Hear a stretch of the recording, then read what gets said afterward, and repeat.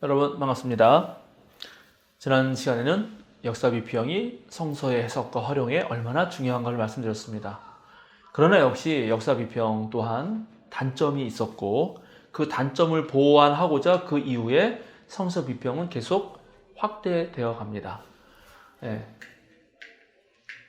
역사 비평에 우리가 크게 앞에 거 몇 개 빼고 중요한 게 이제 양식 비평, 그 다음에 편집 비평, 그 다음에 종교사 비평, 그 다음에 사회학적 비평, 이거를 다뤘죠. 이 각각은 상당한 의미가 있었습니다. 그런데 이런 비평들은 제가 창문 그릇 거울이라고 말했듯이 창문은 뭐예요? 성경, 쓰여있는 성경의 그것을 창문을 통해서 그 배후, 창문을 통해서 저쪽 성경이 쓰여진 그 시대의 상황과 그 시대를 살펴보겠다는 거 아닙니까? 그래서 역사 비평이 갖는 가장 큰 단점은 우리가 성경을 왜 읽냐 하는 거죠. 성경은 성경 말씀을 통해서 그 말씀에서 뭔가 하나님의 뜻을 찾고자 하는 거 아니냐라는 아주 근원적인 질문에 부딪혀요. 무슨 말씀인지 아시겠습니까? 좀 어려운 문제인데, 여러분 성경을 읽으면서 성경 자체에서 은혜를 받습니까? 아니면 성경을 만들어낸 그 사람들의 삶에서 은혜를 받습니까? 물론 둘 다입니다. 역사 비평을 공부하면은 이 사람들이 이랬기 때문에 이렇게 썼구나 라고 이해하게 돼서 거기서 오는 충격이 무척 커요. 신학교 가면은 처음에 그것 때문에 아주 엄청난 충격을 받습니다. 그러나 가만히 보면은 우리는 그 사람의 그 산출해낸 배경을 몰라도 성경 자체로 그 성경이 주는 그 글이 주는 힘이 있단 말이죠. 그 글로 인해서 감동을 받을 수 있어요. 그거는 역사 비평이라고 하는 엄청난 학문적인 비평 방법을 몰라도 그냥 한글만 알아도 어떤 분들은 성경을 읽으면서 성경의 서사 구조, 이야기의 플롯, 거기에 등장하는 인물들의 어떠한 표현 방법, 즉 성서라고 하는 글이 말하는 그 내용 자체에 감동이 된단 말이죠. 만약에 예를 들어서 우리가 홍해가 갈라진 거 그 얘기 많이 했잖아요.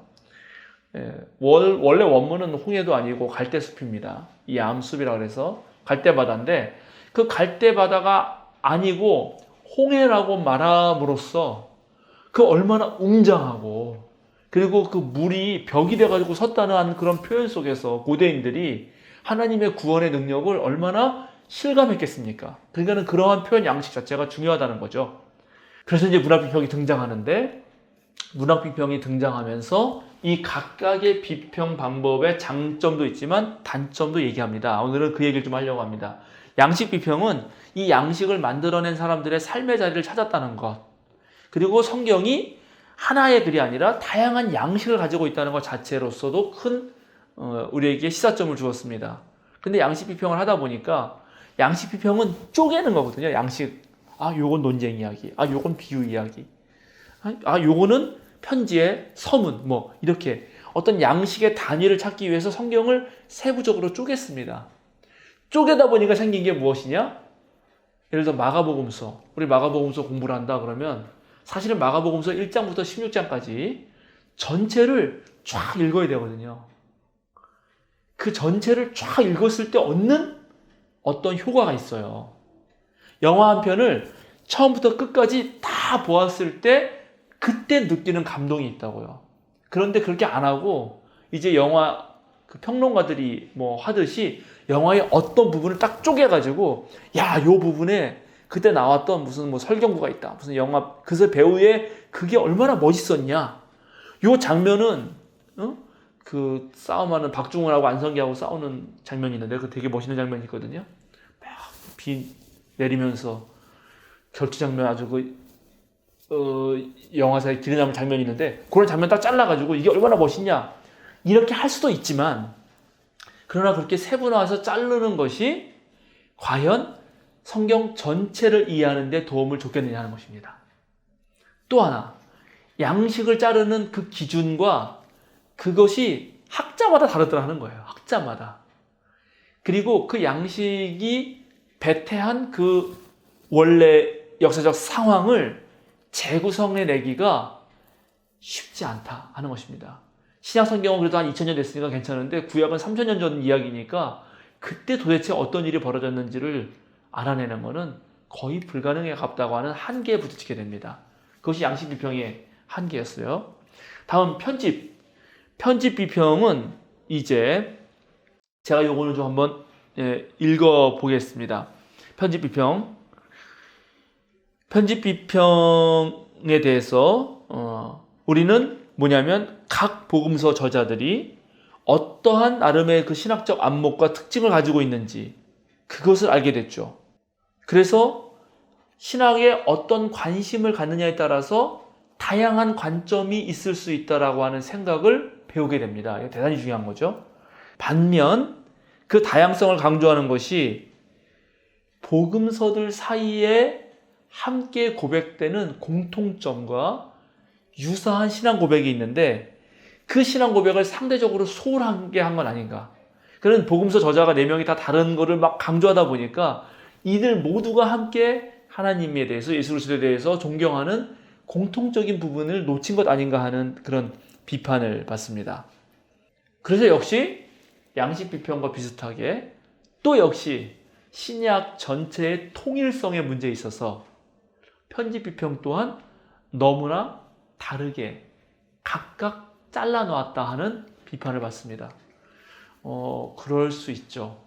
그러니까는 만약에 예를 들어서 제가 속한 교회가 좀 부유하고 만약에 큰 교회다. 그러면 마태복음이 훨씬 더 친화적일 확률이 높거든요. 그러면 마태복음서만 내가 성경으로 받아들여야 되나요? 그건 아니죠.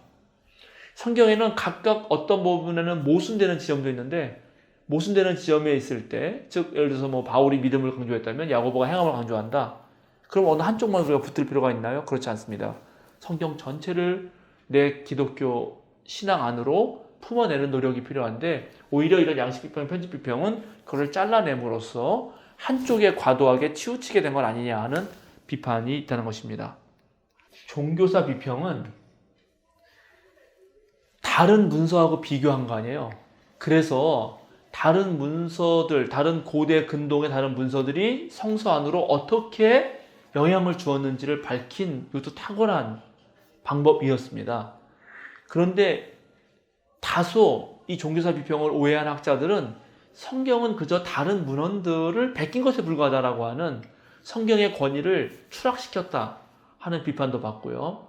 그리고 다른 문헌과 유사점만 찾다 보니까 성경과 다른 종교 문헌의 차이점, 독특성에 대해서 제대로 밝히지 못했다라는 비판을 하기도 합니다.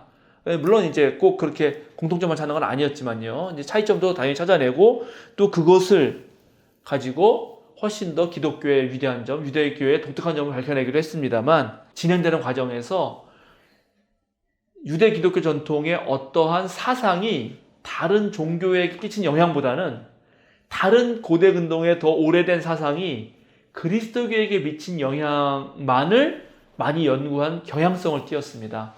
그래서 그런 부분에 좀 약했다. 원래 영향은 상호 주고받는 것인데 성서가 어느 문헌에서 영향받았지? 혹시 예를 들어서 우리가 에누마 엘리시라고 하는 또는 아트라시스라고 하는 바벨론의 설화들이 있는데 그 설화에 영향을 받아서 성경이 이 부분이 쓰인 거다라고 얘기를 했는데 그 반대일 수도 있잖아요. 그런 부분에 대한 연구는 적었다는 것입니다. 상대적으로. 이런 부분에 대한 비판을 받고 있고요. 마지막으로 사회학적 비평입니다. 사회학적 비평에서 가장 중요한 것 중에 하나는 오늘날의 연구, 즉 사회학의 발전, 사회학이라고 하는 학문의 발전에 힘입은 연구거든요. 그래서 이 사회학적 비평에 대한 가장 큰 비판은 뭐냐면 바로 너희들 21세기의 사유를 가지고 21세기 사회를 분석한 그 틀을 가지고 고대 사회에 적용한 거 아니냐 하는 비판을 받습니다. 무슨 말씀인지 아시겠죠?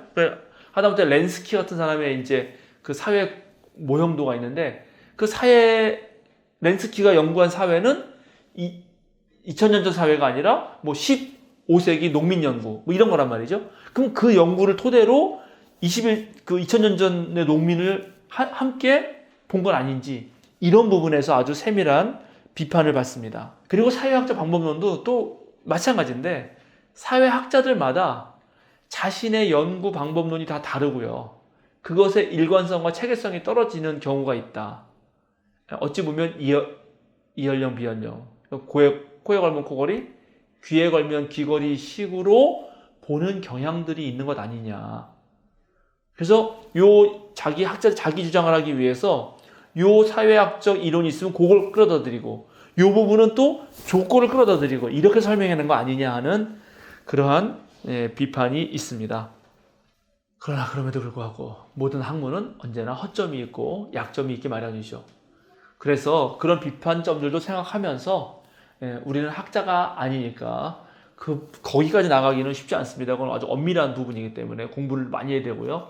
그러나 어쨌든 이러한 양식 편집 종교사 사회학적 비평에도 나름대로의 한계와 단점들이 있었기 때문에 이제 역사 비평의 한계를 보완하면서 또는 또 다른 식으로 성경을 바라볼 수 있지 않겠느냐 하는 생각을 통해서 이제 모든 작품은 작가, 쓴 사람의 손에서 떠나는 그 순간 작품 그 자체가 하나의 의미를 산출한다고 하는 1930년대부터 생겨난 문학 비평의 도움을 받아서 성경도 이제 그 1세기나 그 옛날 시기를 떠났다면 그것이 우리 손에 주어졌을 때 하나의 책으로 주어진다면 그 책 안에서 얼마든지 중요한 종교적 의미, 신앙적 의미를 띌 수 있다 하는 생각들이 싹트게 된 것이고 그것은 이제 다음 시간부터 그릇으로 성경 읽기, 즉 문학 비평에 대해서 하겠습니다.